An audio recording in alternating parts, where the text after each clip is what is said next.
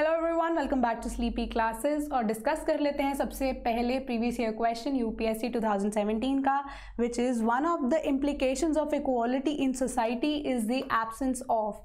तो इसका आंसर था option number A, that is privileges. कि प्रिविलेजेस नहीं होनी चाहिए एक सोसाइटी में अगर इक्वालिटी को प्रिवेल करवाना है। तो आज हम स्टार्ट करने वाले हैं पॉलिटी क्लास 12th का chapter number 1, that is challenges of nation building.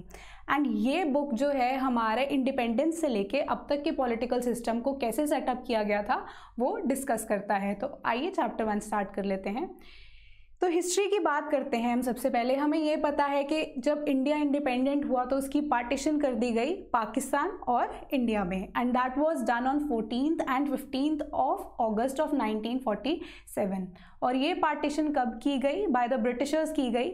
जब हम कह रहे थे कि कॉन्स्टिट्यूएंट असेंबली को एक इंटरिम गवर्नमेंट बनाने के लिए कहा गया था, तो वहाँ पे 2 नेशन थ्योरी को भी प्रपोज किया गया था।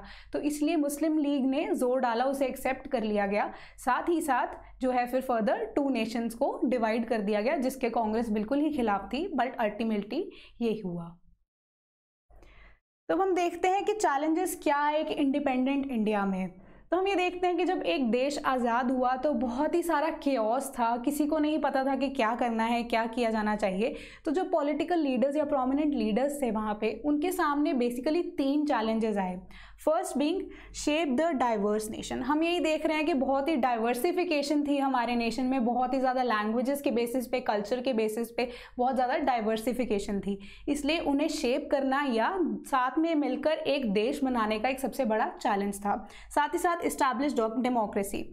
जब हम देख रहे हैं कि एक देश बना ही नहीं है तो वहाँ पे हम जनतंत्र कैसे बनाएं? प्रॉमिस तो किया था कांग्रेस ने कि जनतंत्र बनाएंगे, कॉन्स्टिट्यूशन भी बन गया था। साथ ही साथ हम ये देख रहे थे कि कैसे उसको हम पिक्चर में लाएं ताकि लोग भी खुश रहें और वेलबींग ऑफ द सोसाइटी भी रहे। थर्ड जो था हमारा वेलबींग ऑफ ऑल, कि सबका भला होता रहे, सबका विकास होता रहे, लोग भी खुश हों, डेमोक्रेसी भी इस्टेब्लिश रहे।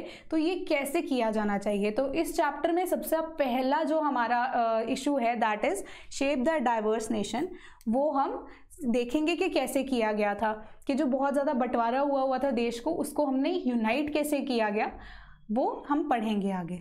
ठीक है जी।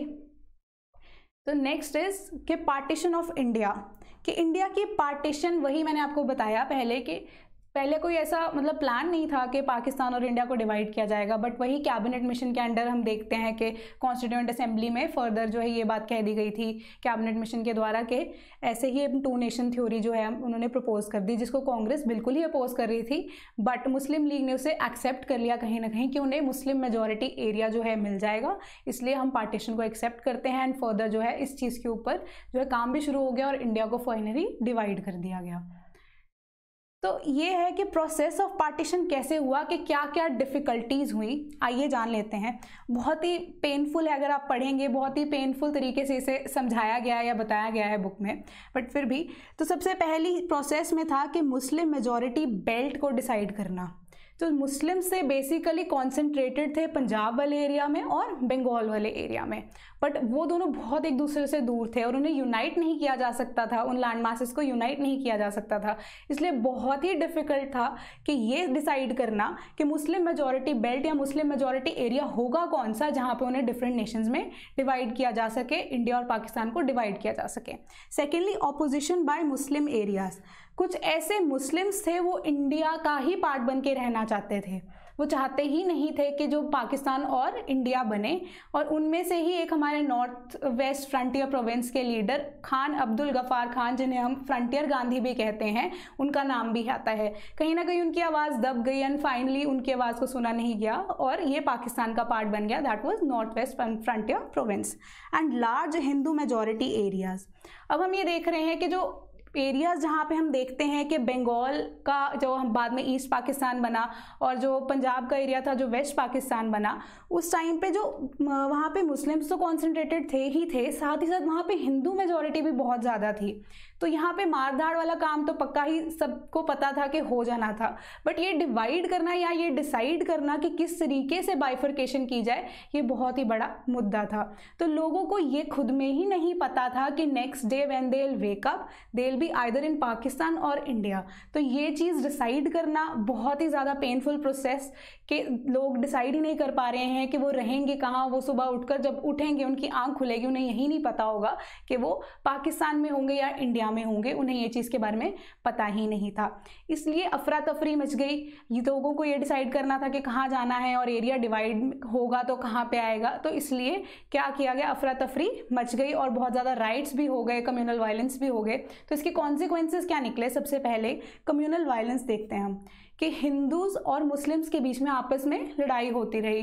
जो कोलकाता है और साथ ही साथ अमृतसर है, लाहौर है, ये एरियाज़ या गढ़ बन गए कम्युनल वायलेंस का। यहाँ पे मुस्लिम्स और हिंदूज़ में लड़ाई होती थी, जो है लेडीज़ का रेप किया जाता था, एंड साथ ही साथ हम देखते हैं कि बहुत ही ज़्यादा मारपीट होती थी और लोगों पे बहुत ही ज़्यादा अत्याचार हुआ। साथ ही साथ सोशल डिफरेंसेस आ गए थे। हम देख रहे हैं हिंदू और मुस्लिम्स के बीच में अभी भी हम देखते हैं कहीं कहीं थोड़े बहुत सोशल डिफरेंसेस हैं। वो कहीं ना कहीं इसी वजह से हैं कि उस टाइम का अभी तक लोगों को याद है कि क्या हुआ था या क्या किया गया था, जिस वजह से सोसाइटी में बहुत ज़्यादा डिफरेंसेस आ गए थे। फाइनेंशियल स्ट्रेन्स हुए क्योंकि जो लोगों ने माइग्रेट किया इधर से उधर या उधर से इधर, तो उनके लिए बहुत ही ज़्यादा ये पेनफुल प्रोसेस था। उनका घर वहीं छूट गया, उनकी प्रॉपर्टी वहीं छूट गई, वहाँ लोगों का सामान वहीं रह गया, उनको बस अपनी जान प्यारी थी, जिस वजह से वो भागकर देश से देश चेंज करते रहे, जिस वजह से उनकी सारी की सारी फाइनेंशियल पोजिशन जो है वो हिल गई थी। साथ ही साथ पॉलिटिकल डिफरेंस की बात करते हैं कि मुस्लिम लीग्स में और कांग्रेस में बहुत ही ज़्यादा आपस में डिफरेंस आ गया था। आइडियोलॉजी स्टार्टिंग से डिफरेंट थी। एज आई टोल्ड यू कि जो हमारी कॉन्स्टिट्यूएंट असेंबली थी वो भी कट के कम से कम आधी जो है वो चली गई थी पाकिस्तान में और आधे मेंबर्स रह गए थे इंडिया में। तो हम देखते हैं प्रिंसली स्टेट्स का एक बहुत ही बड़ा मुद्दा था। प्रिंसली स्टेट्स जो हैं वो छोटे छोटे स्टेट्स थी जो ब्रिटिश का ही कॉलोनी का एक पार्ट थी, और 1/3 ऑफ द ब्रिटिश एरिया जो था इंडिया का वो इन प्रिंसली स्टेट्स को ही कवर करता था, और 565 प्रिंसली स्टेट्स जो थी इंडिया में उस टाइम पे प्रेवलेंट थी। तो जो ब्रिटिशर्स ने कहा अगर हम इंडिया को आज़ादी देंगे तो साथ ही साथ इन प्रिंसली स्टेट्स को भी इंडिपेंडेंट जो है वो घोषित कर दिया जाएगा। और साथ ही साथ प्रिंसली स्टेट्स को ये ऑप्शन दी गई ब्रिटिशर्स के द्वारा, या तो वो इंडिया को ज्वाइन कर लें या वो पाकिस्तान को ज्वाइन कर लें, या फिर अगर इंडिपेंडेंट रहना चाहते हैं तो इंडिपेंडेंट भी रह सकते हैं। एंड यहाँ से ही प्रॉब्लम स्टार्ट हुई। मेनली अगर हम देखते हैं तो रूलर ऑफ ट्रावनकोर और निज़ाम ऑफ हैदराबाद, नवाब ऑफ भोपाल, इन सबको एक इंडिपेंडेंट रूल चाहिए था। वो किसी का भी पार्ट बनना नहीं चाहते थे, ना वो पाकिस्तान में शामिल होना चाहते थे, ना ही वो इंडिया में रहना चाहते थे। तो यहाँ पे पिक्चर में आए हमारे होम मिनिस्टर उस टाइम के और साथ ही साथ deputy prime minister Sardar Vallabh भाई पटेल, जिन्हें हम आयरन मैन ऑफ इंडिया भी बोलते हैं। उनका काम ये रहा कि उन्होंने बहुत ही सही और अच्छे तरीके से नेगोशिएट करके डिप्लोमेसी से मैक्सिमम स्टेट्स को इंडिया का पार्ट बना लिया, जिसे हम यूनियन ऑफ स्टेट्स अगर हम बोलते हैं, इंडिया को वो बना लिया। और साथ ही साथ गवर्नमेंट की अप्रोच ये रही कि वो चाहती थी गवर्नमेंट हमारी उस टाइम पे कि मैक्सिमम प्रिंसली स्टेट्स जो हैं वो एग्री कर जाएं इंडिया को ज्वाइन करने के लिए। और साथ ही साथ हम एक फ्लेक्सिबल ऑटोनॉमी का जो है सिस्टम स्टार्ट करेंगे। हम किसी के ऊपर अपना रूल जो है वो थोपने की बात नहीं करेंगे, और जितनी भी स्टेट्स हैं अगर इंडिया का पार्ट बन जाती हैं और डिमार्केशन ऑफ एरिया उसी की अकॉर्डिंगली होगा। तो हम देखते हैं कि इंस्ट्रूमेंट ऑफ असेशन क्या है। इंस्ट्रूमेंट ऑफ असेशन वो कागज़ था या वो डॉक्यूमेंट था जिस पे अगर स्टेट का या प्रिंसली स्टेट का रूलर सिग्नेचर कर देता था तो इंडिया का वो पार्ट बना दिया जाता था। तो इसी हिसाब से मोस्ट ऑफ द रूलर्स जो है वो उन्होंने इसको साइन कर दिया। बट जूनागढ़, हैदराबाद, मणिपुर एंड कश्मीर के जितने भी रूलर्स थे उन्होंने कहा हमें इंडिपेंडेंट स्टेट ही चाहिए, हम नहीं जाना चाहते इंडिया के साथ, हम इंडिया को ज्वाइन नहीं करना चाहते। पर जो जूनागढ़ के लोग थे वो ये चाहते थे कि वो इंडिया का पार्ट बने, इसीलिए जो है एज अ कॉन्सिक्वेंस प्लेबिसाइड के थ्रू हम देखते हैं जो जूनागढ़ इंडिया का पार्ट बन गया। तब हम बात करेंगे हैदराबाद के बारे में। हैदराबाद की सिचुएशन ये थी, हम मैप के थ्रू भी देख सकते हैं कि वो इंडिया के साथ ही या इंडिया के द्वारा ही चारों ओर से घिरा हुआ था। तो हैदराबाद के जो निज़ाम थे उन्होंने क्या कहा, उन्होंने कहा मुझे 1 साल की मोहलत दे दीजिए, इसलिए हम एक स्टैंड स्टिल एग्रीमेंट पे आ जाते हैं कि 1 साल के अंदर अंदर हम डिसाइड कर लेंगे कि क्या करना है, कि अब उस टाइम तक मुझे परेशान ना कीजिए।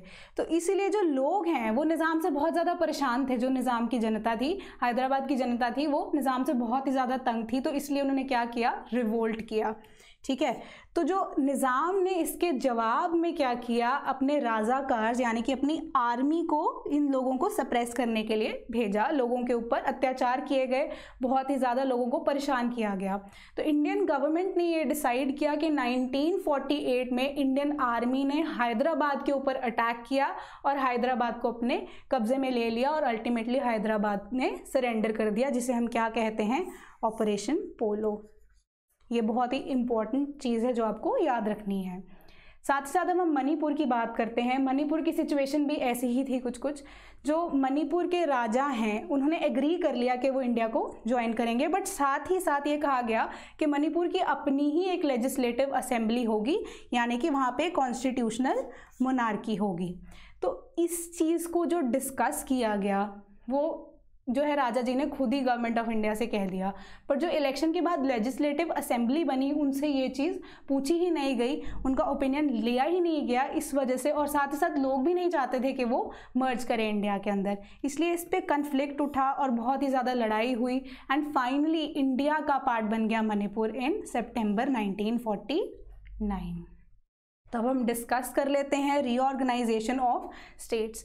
तो जो हम देख रहे हैं इतना ज़्यादा केओस है हमारी कंट्री में, और अभी अभी पार्टीशन भी हुई है, लोग सेटल भी नहीं हुए हैं, रेफ्यूजी कैंप्स में रह रहे हैं, खाने के लिए लोगों के पास कुछ नहीं है, बेसिक नेसेसिटीज़ ही सेटअप नहीं है, और फर्दर जो डिवीज़न अगर की जाएगी तो लोगों में और भी गुस्सा पैदा हो सकता है और एक और रिवोल्ट होने के चांसेस हो सकते थे। एंड अल्टीमेटली क्या हो सकता था कि वापस जो है वो प्रिंसली स्टेट्स जो है अपना कब्जा ले सकती थी और फर्दर इंडिया डिवाइड हो सकता था। इसलिए इंटरनल बाउंड्रीज को सेट करना या स्टेट्स को डिवाइड करने का जो उस टाइम पे मौका था वो उन्होंने हटा दिया। जो हमारी कॉन्स्टिट्यूएंट असेंबली थी उन्होंने कहा कि हम इसे अभी फ़िलहाल पोस्टपोन कर देते हैं, हम इंटरनल जो बाउंड्रीज़ हैं उन्हें फ़िलहाल सेट नहीं करेंगे, उन्हें हम पोस्टपोन कर देते हैं। क्यों? क्योंकि लोगों के मन में अभी भी कहीं ना कहीं डर था, पार्टीशन का फ़िलहाल गुस्सा था और लोगों के अंदर एक रिवोल्ट होने के चांसेस थे। बट क्या हुआ, विशालांध्रा मूवमेंट जो है वो स्टार्ट किया गया था तेलुगु स्पीकिंग एरिया में, यानी कि आंध्र प्रदेश में। तो यहाँ पे क्या हुआ, एक बहुत ही फेमस जो कांग्रेस लीडर थे जिनका नाम था पोट्टी श्री रामुलु, इन्होंने क्या किया, ये जिद पे ही अड़ गए। इन्होंने फास्टिंग करनी स्टार्ट कर दी कि हमें एक इंडिपेंडेंट आंध्र प्रदेश स्टेट चाहिए, कि जो इंडिया का पार्ट तो रहेगी, एक स्टेट है जो तेलुगु स्पीकिंग एरिया के लिए हो। तो 56 डेज ऑफ फास्टिंग के बाद अल्टीमेटली इनकी डेथ हो जाती है, जिस वजह से लोगों को बहुत गुस्सा आ जाता है। एंड फाइनली जो गवर्नमेंट है उस टाइम पे, सेंट्रल गवर्नमेंट जो बनी थी, इंटरिम गवर्नमेंट बनी थी, वो प्रेशराइज हो जाती है। तो उन्होंने क्या किया, फॉर्म किया स्टेट रीऑर्गेनाइजेशन कमीशन, और इसके तहत जो है आंध्र प्रदेश को एक सेपरेट स्टेट बना दिया गया।